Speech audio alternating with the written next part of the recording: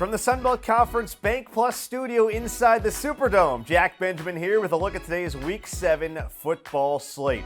An East Division showdown in Harrisonburg headlines today's games as James Madison, the Sun Belt's lone remaining unbeaten, hosts Georgia Southern for a noon Eastern, 11 a.m. Central nationally televised kickoff on ESPN2. At 5-0 overall, JMU is one of just 3 remaining unbeatens among non-Autonomy 5 programs.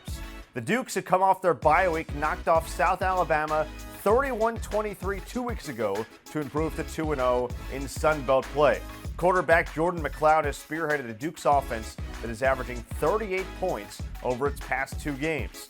McLeod has tossed 7 touchdowns over that span, and his 11 touchdown passes on the season have gone to 7 different receivers, including tight end Zach Horton, who totaled 116 yards on just 3 catches, including 2 touchdowns last time out against South Alabama, to become the first JMU tight end to record 100 receiving yards in a game since 2015.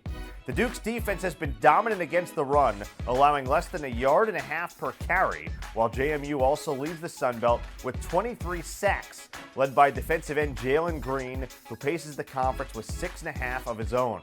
Green also recorded the Dukes' first defensive touchdown of the season 2 weeks ago, a 24-yard pick six in the first half. Georgia Southern, which comes off its bye week sitting 4-1 for its best start since 2018, will try to improve to 2-0 in Sun Belt play.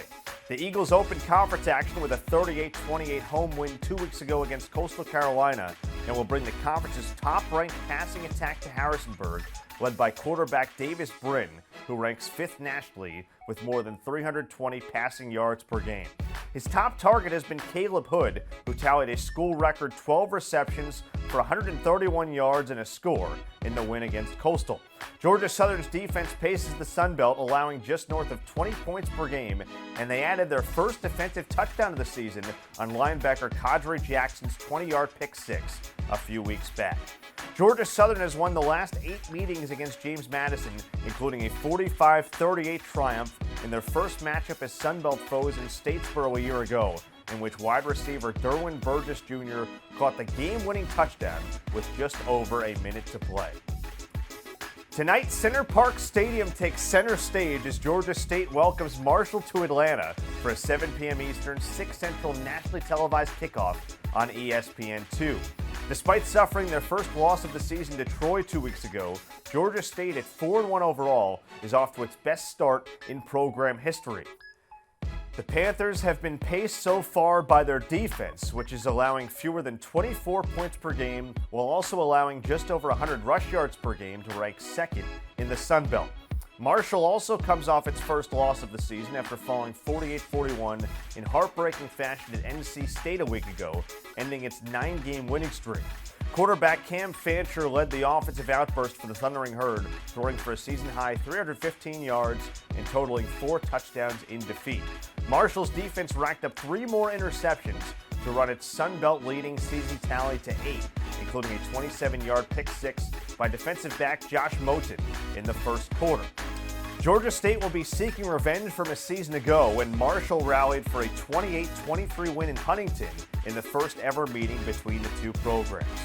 Here's a look at the rest of today's schedule. Texas State, which saw its 3-game winning streak come to a close last week, will try to bounce back when it hosts ULM in San Marcos, while Troy seeks a 4th straight win when it travels to West Point to try to knock off Army for a 2nd consecutive year in a game that will be televised nationally on CBS Sports Network. Be sure to follow all things Sunbelt football with the handles at Sunbelt on Instagram and at SunbeltFB on X. Enjoy the Week 7 Sunbelt slate, everyone.